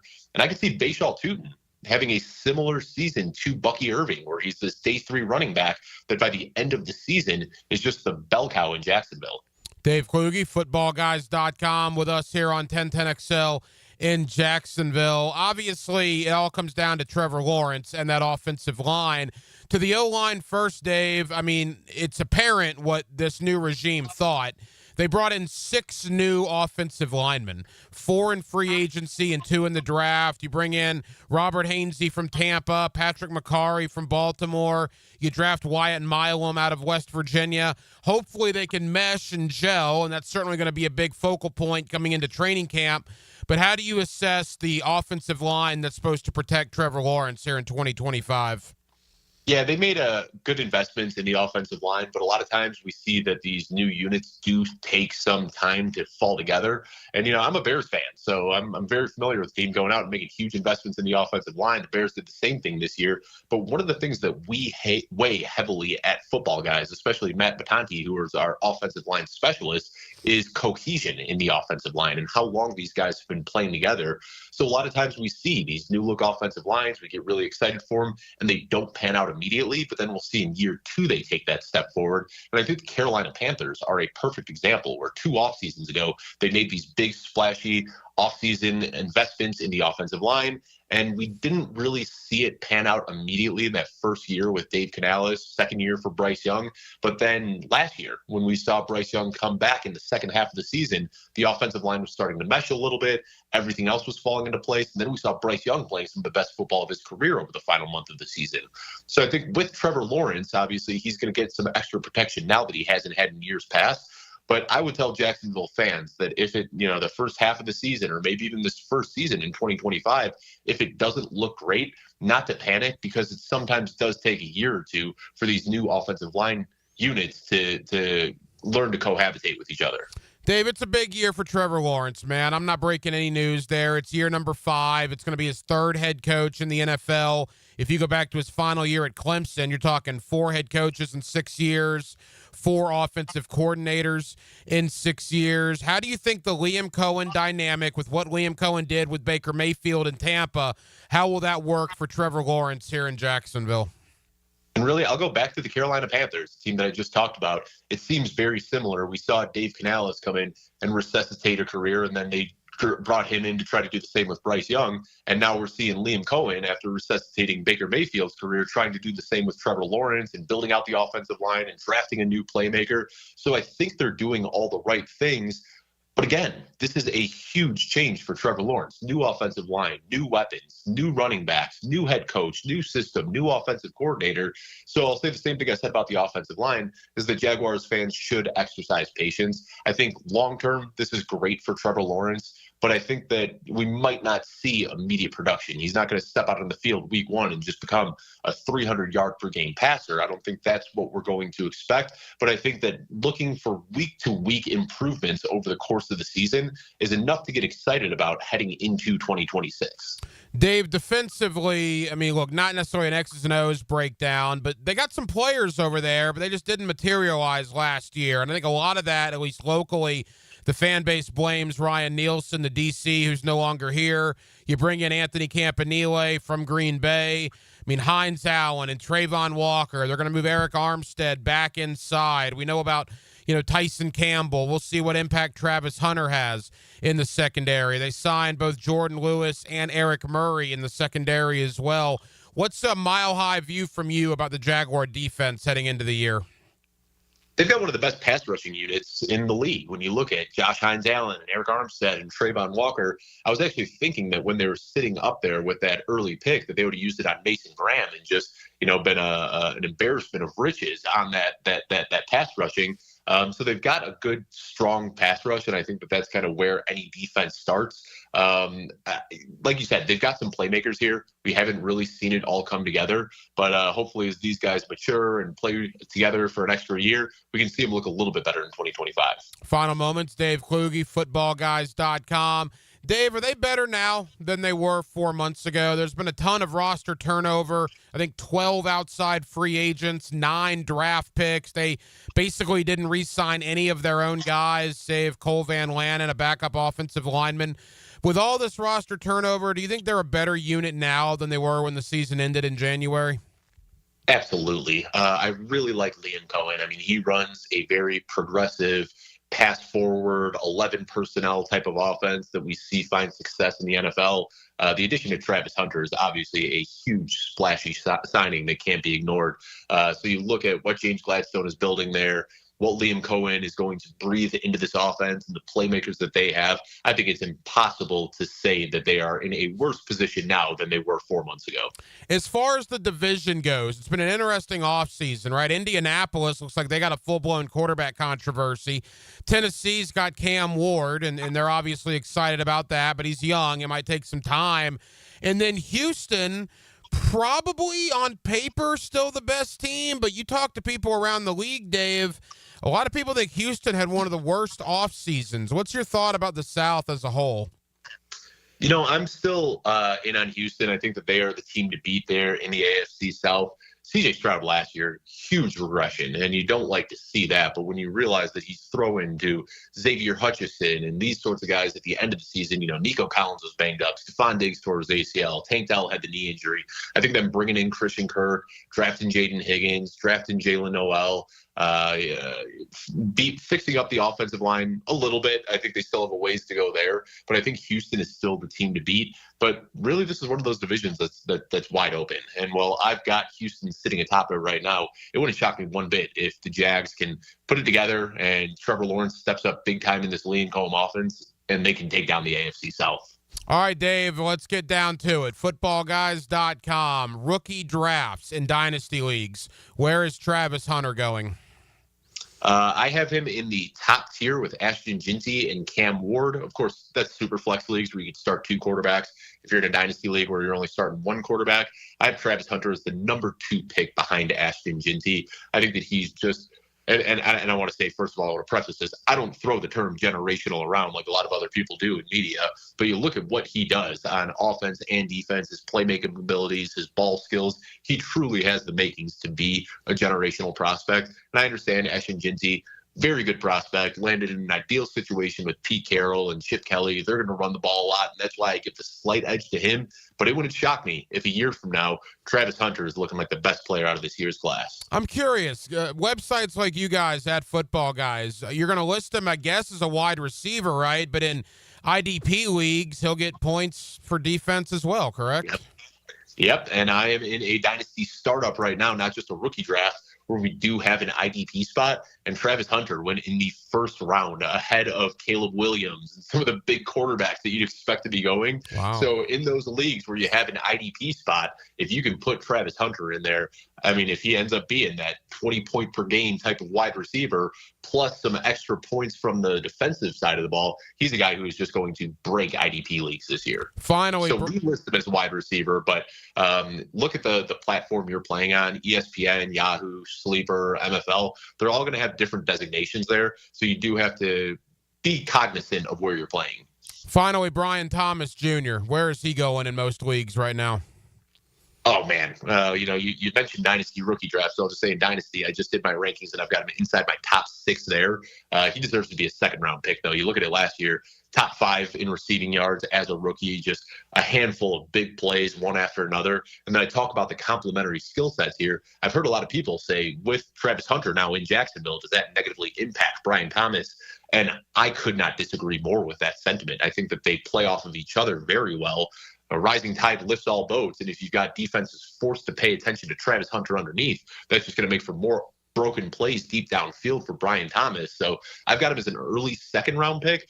Even if he starts creeping into round 1, though, I don't think that's crazy. Dave, final question. A lot of dynasty players here, but certainly there's a lot of players that listen that are, 1 year redraft fantasy players. What's the top 5 look like right now in the middle portion of May for drafts that are coming up in the next 90 days?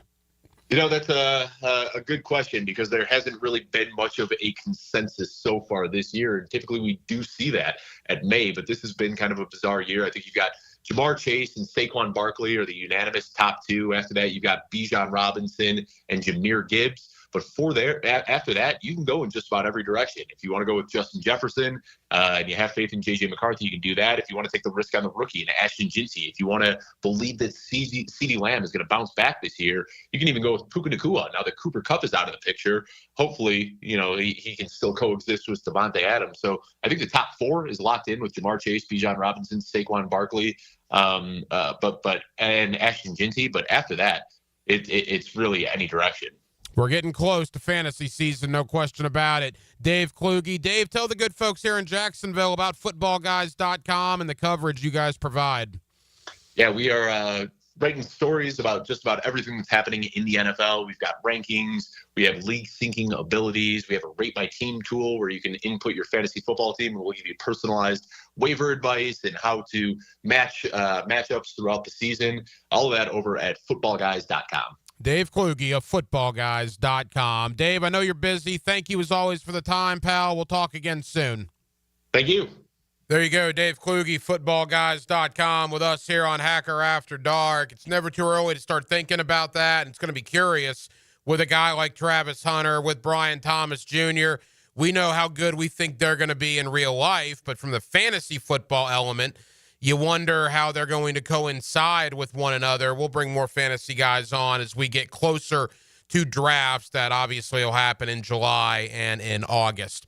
So thank you again to Dave Kluge of footballguys.com. Again, the NFL schedule gets released at 8 o'clock this evening. Our local programming will continue. RJ Saunders will have Open Gym from 8 o'clock until 10 o'clock right here on 1010XL and on 92.5 FM. And he will have the schedule for you when it is officially released by the National Football League. Coming up towards the bottom of the 7 o'clock hour, we'll continue our AFC East preview. One division per week leading up to Jaguar training camp. This week, it's all about the AFC East. Last night, we were in Buffalo. Later on this week, we will go to New England and to New York. Tonight, we'll go to South Florida. My guy in South Florida when it comes to the Miami Dolphins, David Furones of the South Florida Sun-Sentinel. What about the Miami Dolphins offseason? What about Jalen Ramsey's future in Miami? What about Tyreek Hill's future in Miami? And for that matter, what about head coach Mike McDaniel and his future in Miami? On the surface, it appears Miami is maybe taking a step back. Do they believe that down there in South Florida as well? David Furones of the South Florida Sun-Sentinel talking Miami Dolphins offseason as our AFC East preview continues. That comes up at the bottom of the 7 o'clock hour. Coming up next, if you missed this last week, this was a treat. I had the opportunity to catch up with the head football coach of Southern California, Lincoln Riley. Lincoln Riley joined me here on Hacker After Dark. We talked about his guy, Jonah Monheim, who the Jaguars drafted in round 7. If you missed that conversation, we'll give you a Hacker After Dark replay. We talk Jonah Monheim. We talk about the direction of the Jaguars. Talk a little Southern Cal as well with one of the best head coaches in America. Lincoln Riley joins me next here on a Wednesday night in Northeast Florida. It's Hacker After Dark on 1010XL and on 92.5 FM. Your home for Florida Gators baseball is 1010XL. After taking 2 out of 3 from top-ranked Texas, the Gators try to roll the Crimson Tide. Florida, Alabama, Thursday night, Friday night, and Saturday afternoon on 1010 AM. Are you ready to reclaim your backyard? Serving Northeast Florida since 1977, Surfside Pools is the trusted name for expert pool design. Family owned and operated, they offer pool service, equipment repairs, commercial maintenance, remodels, and new pool construction. Let Surfside Pools transform your backyard into the oasis that you crave. Are you ready to float happy? Visit surfsidepools.net or call 246-2666. Surfside Pools and Spas, where luxury meets leisure. License number CPC 044080. Lauren Brooks here for Terminix. Did you know that mosquito bites could lead to heartworm for your dog or cat? When mosquitoes show up, pet parents want them gone. Terminix takes mosquitoes down fast, just like they did at my house for our pup. Terminix knows that pets are part of the family. They do what it takes to help protect them. When mosquitoes show up, so does Terminix. Don't live with a mosquito problem, Terminix it. Visit Terminix.com today to schedule a free inspection online. That's TERMINIX.com. Are you an experienced chiller technician and looking for a role where your skills are truly valued? It's time to make the move to Local 234, plumbers, pipe fitters, and HVAC technicians. You'll get top pay, comprehensive health and welfare benefits for your family, and a pension that doesn't come out of your pocket. Join the team that's got your back. Local 234, proud partner of the Jacksonville Jaguars. Visit UA234.com to send your resume today. Equal opportunity employer. Rebound Rehabilitation. 11 great locations across the First Coast, and they're just a click away when it comes to feeling strong and healthy again. If you need the best path to recovery, look no further than Rebound Rehab. Log on and check out one of their great 11 locations.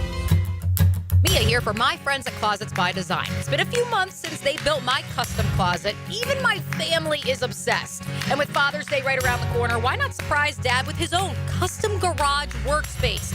Tool storage, workbenches, the whole works. Closets by Design creates custom solutions for every space, lifestyle, and budget. That includes Dad's. Call to schedule your free in-home consultation and receive 40% off plus an additional 15% off. Visit closetsbydesign.com.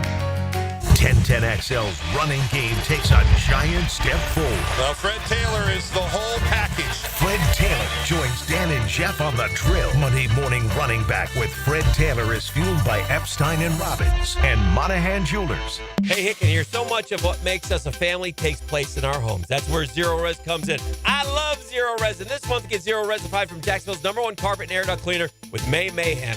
A 3-room special starting at $149 plus the 4th room is free. You owe it to yourself and your family to breathe healthy, happy, and clean. Call Zero Res 28757 or go online at zeroresjacksonville.com and say you want the Hicken Special. Zero Res, spell it forwards or backwards. It's the right way to clean. Zero Res. Looking for a great place to enjoy some craft creations and soak up some scenery? Fernandina's Mocama Beer Company is a must-see and must-try. Nassau County knows it. Visitors need to find out about it. Mocama means near the big water where the sun is born. And if you visit their tap room in Fernandina Beach, you'll see how they've mastered equal parts precision and art in creating great flavors from IPAs to pilsners, lagers, and sours, plus plenty more. Mocama.com, Mocama Beer Company. Start an adventure and find them in Fernandina. Family owned and managed for 20 plus years, Hidden Hills Golf Club boasts a unique and welcoming atmosphere. Visit us at hiddenhillsgc.com to book your next round on our Arnold Palmer signature course. You'll be glad you did. Jimerson Burr is a full-service, Florida-based commercial law firm dedicated to helping businesses manage risk, maximize opportunities, and move their company forward. Jimerson Burr attorneys are business-oriented lawyers, equally comfortable as community leaders, private transaction counselors, or courtroom advocates. If you have a legal issue of any kind affecting your business, contact the firm at 389-0050 or jimersonfirm.com. Are you ready to play this summer? At the First Coast YMCA, we're committed to being your home for health and wellness and a place for friendly competition with team sports for adults and for kids. Basketball, volleyball, pickleball, flag football, soccer. The Y has something for everyone at any age. Discover all the benefits of YMCA membership and find your fun this summer at the Y. Registration for team sports and summer camps is open now. Visit fcymca.org. If you're heading to the AUG or you're already part of the nation's oldest, don't forget to drop into Sunset Grill. For over 30 years, serving up great chowder, seafood, wings, and cold beer. Sunset Grill, somewhere on A1A, St. Augustine Beach. Need or want cash? Beach's Jewelry and Pawn has cash available. Ready to buy guitars, surfboards, jewelry, firearms, tools, and especially gold. They need it all, selling or pawning. Get cash on the spot at Beach's Jewelry and Pawn in Jacksonville Beach. 1010XL is presented by Farah and Farah, exclusive injury law firm of the Jacksonville Jaguars. Protecting you and your family. Call 396-5555. Jacksonville.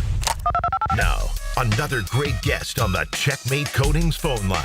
Hello. Your floor's missing piece.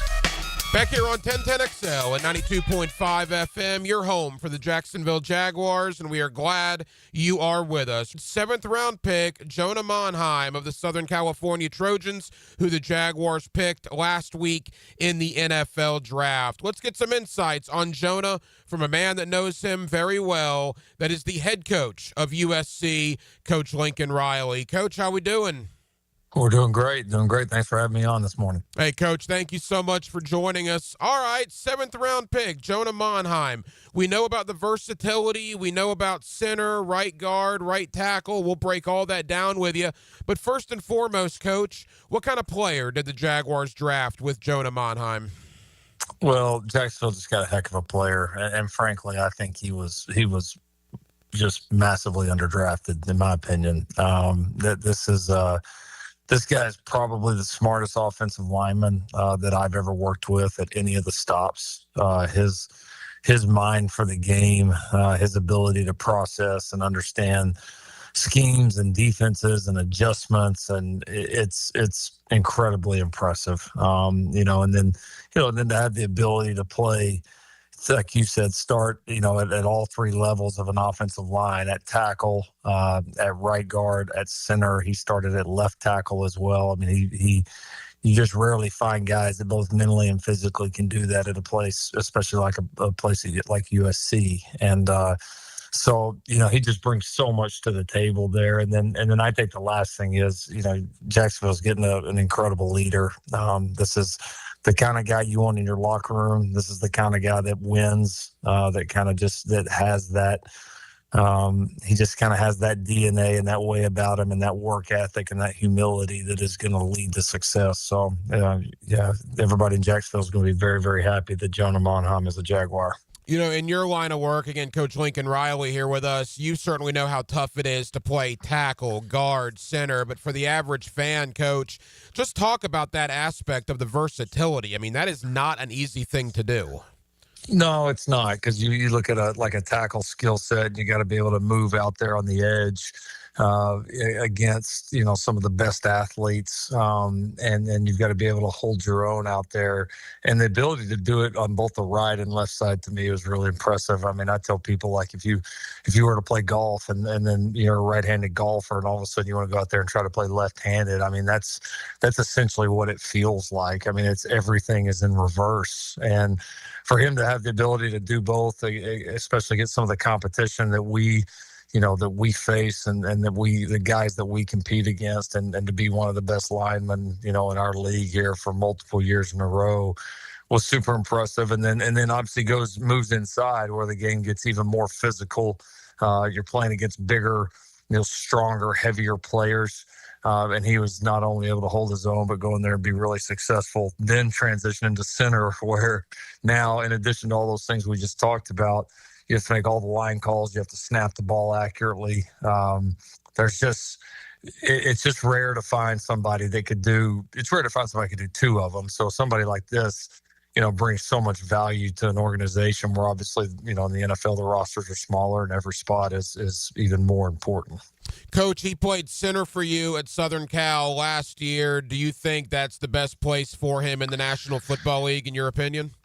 I do. I mean, if you had to pick one, I do. And that was part of our reasoning for moving him in there was, we wanted it fit our team. And then we also felt like it was going to help his career as he got ready to progress to the NFL. And so I do think it will be. And I think because he's only played 1 year of center, I think he's going to continue to get better and better and better at it. But it takes advantage of how smart he is. It takes advantage of his movement skills, and as he's learned to play with a better base and play out of his hips more, you'll see the physicality just continue to grow like it did for us. So, but the great thing is if you get in a pinch or you need him at other places, like he'll be able to slide in and do that effortlessly. Couple of more for the head coach of USC, Lincoln Riley, with us here on 1010XL in Jacksonville. James Gladstone, coach, the GM here in Jacksonville, talks about intangibly rich. He wants to bring guys with intangibly rich aspects of their game to the Jaguars. Speak outside of Jonah as far as we know the guard, center, tackle versatility. What kind of intangibles will Jonah bring to the Jaguar organization? I mean, it's not even a home run. It's a grand slam in that regard. I mean, this guy's intangibles are off the charts. He'll be one of the hardest workers in the building. He'll learn that system so fast. He'll bring a great attitude each and every day. He's going to play through injuries. He's going to be a great teammate. He's going to push people in that locker room to be better and help get the best out of them. So this guy's intangibles are off the charts. I mean, he's truly one of those guys that when you coach him, you'll say, well, I wish we had 10 more just like him. I mean, he's that kind of guy. So just a foundational certainly was a foundational piece for us. And I think Jacksonville is going to find him, see him very much in that same regard as time goes on. And what a cool aspect for Jonah. I'm sure you've talked to him since he was drafted. The fact that Tony Baselli gave him the call to ask him to be a Jaguar, one of the best USC linemen of all time, that had to be a thrill for Jonah. Oh, for sure. Yeah, just to cap off getting drafted, which is all of these guys' dream. For a great Trojan like Tony to be able to make that call, one of the best offensive linemen in history, Hall of Famer now. I mean, just that was like icing on the cake, and shows you how strong, obviously, the USC brotherhood is, and the history of this program and its success level, both at the college level, but also obviously all the success of guys that have gone on the NFL and become some of the greats. So I know that took a special moment for Jonah and made it even better. Final moments with Lincoln Riley. Coach, for you, from your days at Oklahoma to now Southern Cal, I mean, you've certainly sent a lot of guys to the NFL, but it's got to still be such a thrill for you when you see these guys accomplish their dreams. Oh, it is. It's one of the best days of the year. Being around those guys and seeing them get that phone call is really special, and especially when you have guys like Jonah that have invested in it the way they have and been so selfless and such, tough, really productive players. It's awesome to get that opportunity. So that is one feeling that no matter how many times you do it, or no matter how many guys we send to the NFL, that's one feeling that'll never get old. Coach, leave us with this. How did the spring go for you guys? How are things looking for USC football here in 2025? We're excited. There's just a ton of momentum around this program.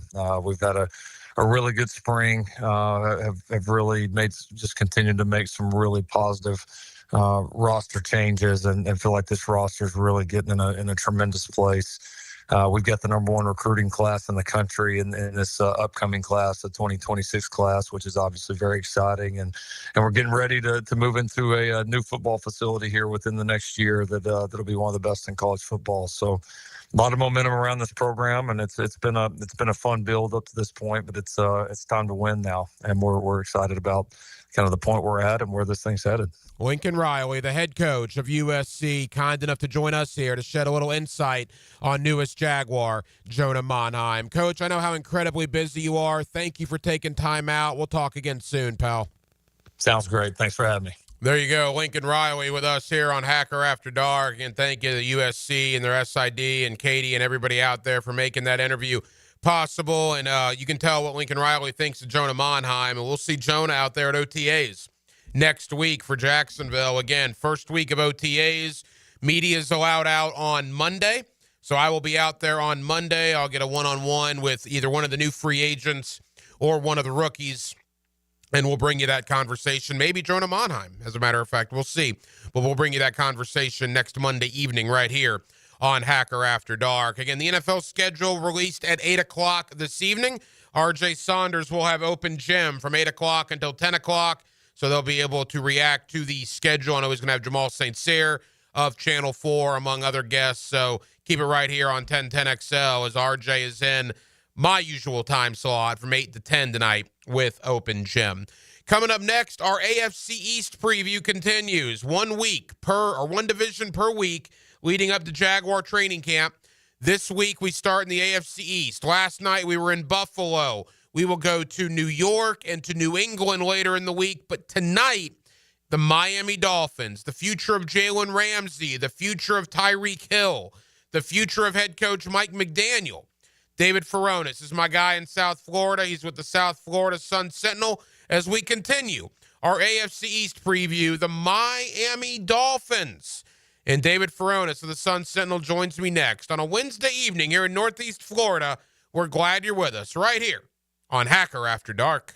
1010XL takes you inside the program director's office with Dan and Jeff. I'm not saying a word till I get a lawyer. The Drill. Is this about the bonuses again? Mornings. There are no bonuses. On 1010XL. Hey, Hicken here. I couldn't be any happier than to join the George Moore Chevrolet family. When I say family, I mean it. Visit their beautiful showroom today off Atlantic Boulevard. Find out exactly what I'm talking about. No pressure, just friendly help. And whether you want a car, a truck, SUV, electric, pre-owned, you name it, George Moore Chevrolet has it. And if you can't make it over to Atlantic Boulevard, No problem. MoreChevy.com is easy to navigate as any site you will try. It's never been more easy to use. George Moore Chevrolet. Together, let's drive. Southeast Orthopedic Specialist is now offering ortho walk-in appointments. If you have an immediate need for orthopedic care, contact Southeast Orthopedic Specialist immediately. Avoid ERs and urgent care waiting rooms. For more information, go to se-ortho.com. Relieve pain and get back to life. Southeast Orthopedic Specialists. Spring is in the air. Time to wake up your lawn with Heroes Lawn Care. Say goodbye to pesky mosquitoes with their organic and spray treatments. Perfect for outdoor fun.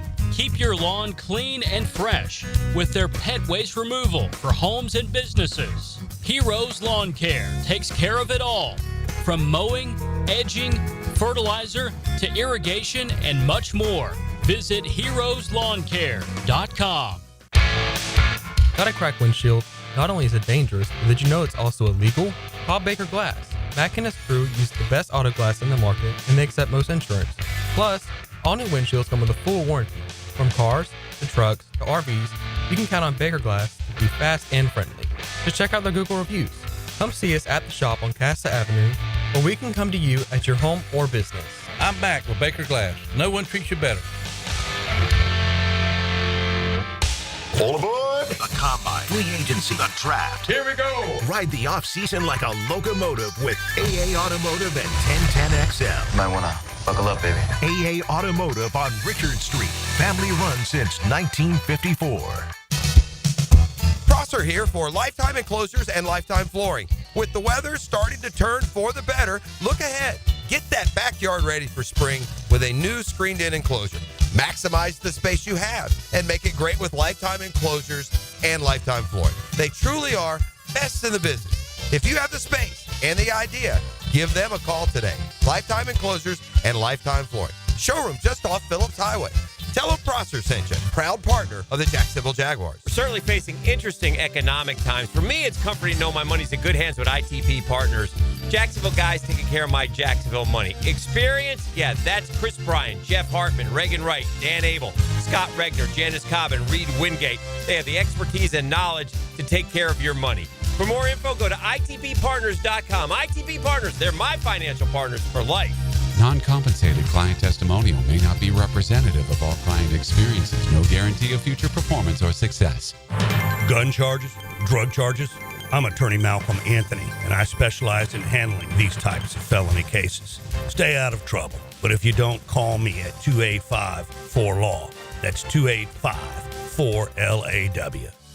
It's Work Zone Awareness Week, Florida. Every year, lives are lost in work zones because of speeding and distractions. When you see orange cones, remember, slow down, follow the signs, and stay focused. Workers are counting on you to get home safely, and so are their families. Let's work together to prevent crashes and save lives. A safety reminder from the Florida Department of Transportation. Slow your roll. Safety's the goal.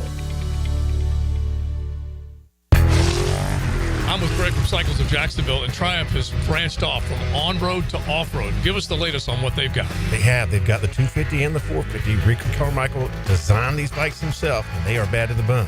So you're talking about a really cool effect from a bike off-road that Triumph had on-road forever. It is, and it's out there winning races, and it is fun to ride. Check it out, Cycles of Jacksonville, their showroom on Atlantic near Regency, or online on their Facebook page. Interested in a unique date night? Gibby here. I took my wife Nikki to Wick a Candle Bar. She made her own custom candle right there in the store. Shop local at Wick a Candle Bar. Locations in San Marco and Jacks Beach. You'll always feel good when you send someone a Kuhn Flowers floral plant arrangement. This is JJ with 1010XL, and no matter what the reason, Kuhn Flowers has always come through for me. Order online at KuhnFlowers.com. Ackerman Cancer Center is celebrating a major milestone this month, treating their 3,000th patient with cutting-edge proton therapy. For excellence in cancer screening, diagnosis, and treatment, trust Ackerman Cancer Center. Learn more at AckermanCancerCenter.com.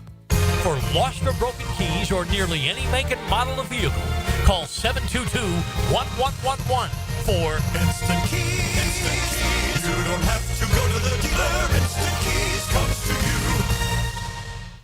1010XL is presented by Farah and Farah, exclusive injury law firm of the Jacksonville Jaguars. Protecting you and your family. Call 396-5555. Jacksonville. Now, the cool down from the cool guys at Donovan Air Electric and Plumbing. Fast, reliable, and honest service since '87. Back here on 1010XL and 92.5 FM in the city of Jacksonville, your home for the Jacksonville Jaguars, and we are glad you are with us. We will go division by division leading up to the Jaguars opening of training camp. We kick it off in the AFC East. We will make stops in Buffalo, in New England, in New York. But today, it's all about the Miami Dolphins and head coach Mike McDaniel down there. A little bit of a hot seat talk for him. Let's talk about the Dolphins with our guy in South Florida, David Furones of the South Florida Sun-Sentinel. He's always kind enough to join us here on 1010XL. David, how you doing, man? I'm doing well, enjoying an off season, and the Dolphins have been quiet in some regards. Didn't make a big free agent splash in the first wave, but what they hope is a decent draft also just a couple weeks ago, and we'll see how it all shapes out. You know, obviously there are a lot of questions about Miami, but let's begin with the head coach. I'm a Mike McDaniel fan. I think he's hilarious to listen to in press conferences, but I know there's some questions about him coming into the year. How hot is his seat heading into 2025? Yeah, I mean, I think it should be, because he was brought into a tenure for a team that was ready to win now, and then the most it has amounted to is a couple of wild card playoff appearances as a road team in the first round, a wild card team not getting over the hump of the Buffalo Bills in the AFC East, and then bowing out in that wild card round on the road. So, and this is with some very talented rosters that you look back to the 2023 team, and that team, they had the division with a 3-game lead and 5 weeks remaining, and they ended up blowing it and ended up going the route of having to visit Kansas City instead of hosting a playoff game in the first round. And then last year, missed the playoffs entirely. That was with Tua Tagovailoa missing 6 games, 4 due to concussion, and then another 2 at the end of the year to an unrelated hip injury. So a lot of these things factor in, but it came down to a season where it was you're hoping for a playoff berth with some help in Week 18, help that they didn't get, and the season went awry. So I think now this year it's going to be an even greater challenge with a roster that on paper it appears like a net loss of talent on the team, but still with a lot of the core still there. And it's time for the Dolphins to either at least make something happen with this current core or show that there is a future with the young talent that has been infused into the roster through this past draft and the past couple of drafts, actually. David Furones of the South Florida Sun-Sentinel. Maybe the biggest lingering question here in the middle portion of May is the future of Jalen Ramsey with the Dolphins. Where are we with that situation? Yeah, I mean, he is bound to be traded. It was kind of surprising when that news came out now about a month ago, and I think it would have been ideal for the Dolphins to find a trade partner during the draft, so that, especially if we talk about that Mike McDaniel's on the hot seat and so is general manager Chris Greer, I think they're tied at the hip. So I think they're both in this together as far as whether it's a success or failure. And I think they would go down together if it did come to that. So I feel like it would have been ideal to get something in return during the draft. But the draft came and went, and the Dolphins could not find a trade partner. Part of that is because Jalen Ramsey has a huge contract, $24 million guaranteed. So it's a big cap hit for anyone who does want to take him in. But that would have to be a team that's ready to win now, has a need for a top-notch cornerback who still maybe has some of his prime left to be able to validate that salary. And now I would just imagine that since the draft did come and go, it would be best for the Dolphins to just wait till after June 1st, because then at that point they actually do save money as opposed to having his cap hit increase for the 2025 season as it relates to the salary cap. So if you just wait a few more weeks, then you have a lot more cap savings in trading Jalen Ramsey. But Chris Grier did say that he's willing to do it whenever that right moment arises. So it still could happen within the couple of weeks before the end of May. So it sounds like we're at the point of no return. You don't expect Ramsey to play for the Dolphins this year, correct? No, yeah. It seems like that's the way it's gone. It's they came out and said as much publicly that they're prepared to trade him and they're looking for a trade partner. Now things can change always. If whatever it is that's holding both sides back, they say it's a mutual decision to move on. That would mean it wasn't necessarily all Jalen Ramsey's choice, but just both sides deciding that that's what's best for each of their future. Then now maybe the two sides can mend their differences and get it together before a trade occurs. Yeah, I mean, crazier things have happened, but right now that is what is set to happen. David, similar question about Tyreek Hill. Do you expect Tyreek Hill to be on the Miami Dolphins in September? Yeah, and interestingly enough, he's been the one that I think more in the outside world have felt will be traded, and that's not what's going on internally within the Dolphins. So it was kind of surprising that then it was Jalen Ramsey that everyone finally found out was who the Dolphins had on the trading block. But yeah, the offseason started with Tyreek Hill saying he wanted out. He was very frustrated in that post-game locker room in the finale, that loss to the New York Jets that solidified the Dolphins' faith in missing the playoffs.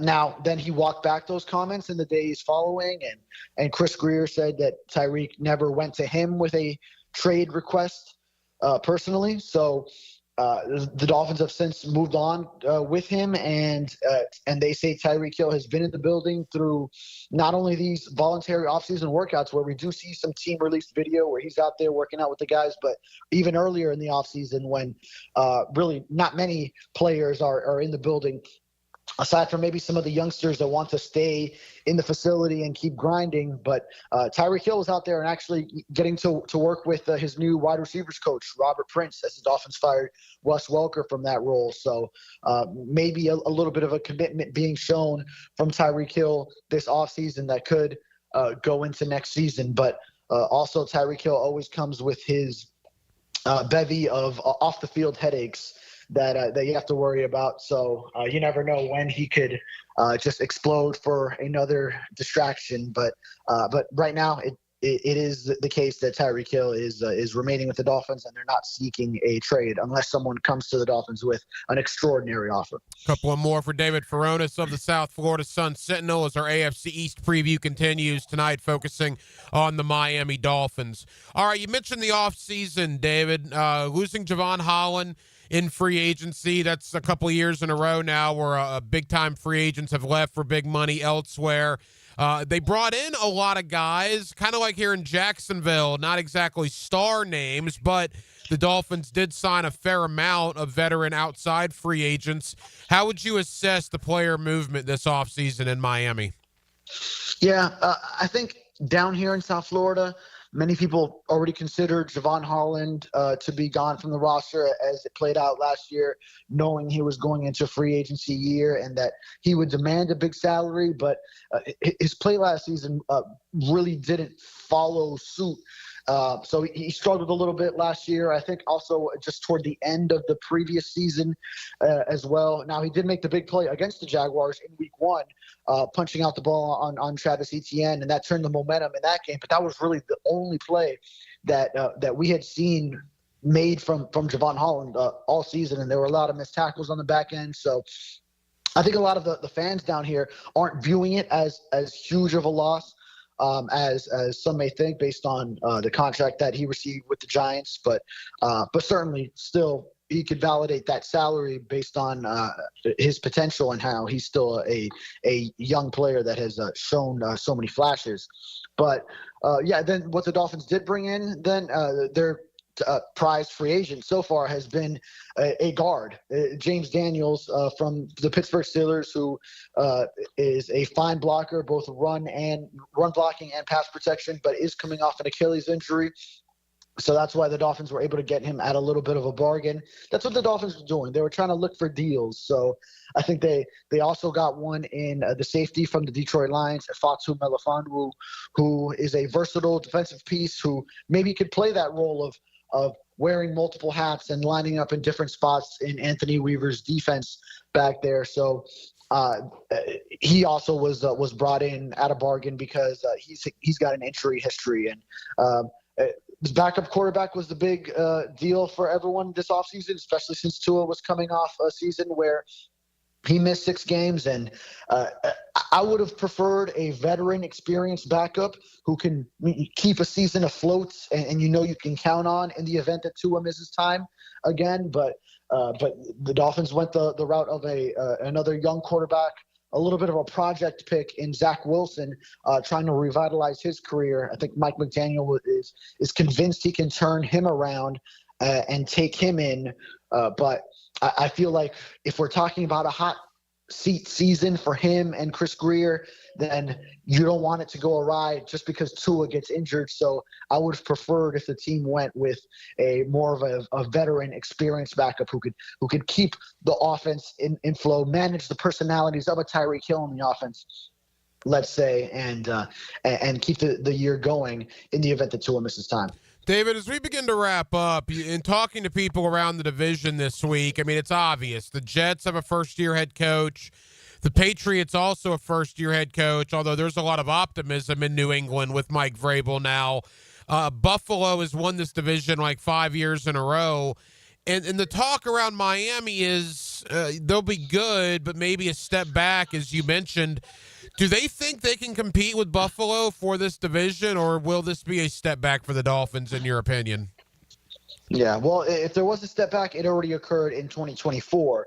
So we talk about a peak of 2023 when the Dolphins were actually 3 games up on the Bills. Remember that season when the Bills were losing all these games that they were expected to win, and then they surged at the end, made up the 3-game lead.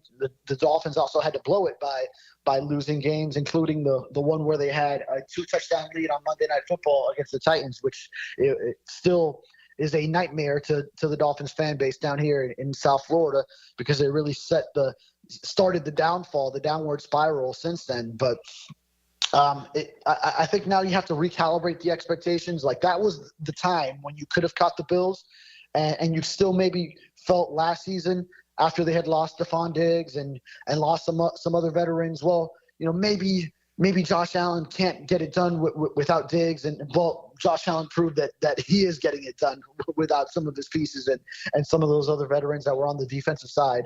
So it's a little bit of just, let's see where this goes. You're not as good as the Bills. Maybe there's an outside shot of revitalizing something, especially if something goes wrong with Buffalo's season. But I think if you're the Dolphins, you're just trying to put together the best season you can. Don't worry about the Bills. If the Bills are going 13-4, then they're going to be winning the division. Don't worry about that. Try to get into the playoffs and see how much noise you can make there. David Furones of the South Florida Sun-Sentinel. David, as you know, there's a lot of Dolphin fans up here in Northeast Florida. Where can people check out your coverage? Yeah, it's sunsentinel.com. Just go to the sports and the Miami Dolphins site. So everything from myself, our Dolphins columnist, Chris Perkins, as well as our overall sports columnist, Dave Hyde. We got it all covered. He's our guy down in South Florida when it comes to the Dolphins, David Furones of the South Florida Sun-Sentinel. David, I know you're busy. Thank you for taking time out. We'll talk again when the season approaches. Yeah, sounds good. Thanks. There you go, David Furones of the Sun-Sentinel joining us here tonight on Hacker After Dark. So we've made stops in Buffalo and Miami. Tomorrow we will go to New England. Friday we will go to New York. As our AFC East previews continues, next week it will be the NFC East. We'll make stops in Dallas and Washington and Philadelphia and with the New York Football Giants. Again, one division per week leading up to when the Jaguars open training camp at the end of July. Speaking of the Jaguars and the rest of the NFL schedule is set to be officially released in about 12 or so minutes, right about 8 o'clock tonight. Not to say that you can't find the schedule right now if you look, but I'm not going to point you in that direction. Where the official release is going to happen at 8 o'clock tonight. You will know when the Jaguars are playing these opponents that we've known about for 4 months. We've known who the Jaguars are playing. We know where the games are taking place. We were about to find out when the games are taking place. RJ Saunders has open gym from 8 o'clock to 10 o'clock, and he will have it as soon as the schedule comes out. Again, the Jaguars better get their frequent flyer miles in order. They got 4 trips to the West Coast. We know they're going to Denver. We know they're going to San Francisco. We know they're going to Las Vegas. And we know they're going to Arizona, on top of the fact that they obviously are going to Wembley over in London to play the Rams. That game has already been announced for Week 7 on October the 19th. I think I saw somewhere we're over 29,000 miles and passing through 36 different time zones for the Jaguars and their travel this year. Again, the Jaguars, Titans, Texans, and Colts have 14 of the same opponents. The only 3 that differ are based on where they finished in the division rankings last year. For example, the Jaguars are going to play Carolina, whereas Houston is going to play Tampa Bay. First place AFC South plays first place NFC South. Third place AFC South plays third place NFC South, and so on and so forth.